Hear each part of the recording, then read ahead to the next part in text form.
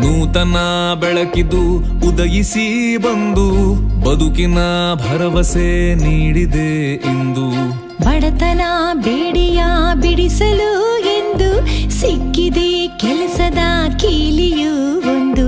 ಉದ್ಯೋಗ ಖಾತರಿಯ ಉಪಯೋಗ ಪಡೆಯುವ ನಮ್ಮ ನಿಮ್ಮ ಊರ ಬಳಿತಿಗೆ.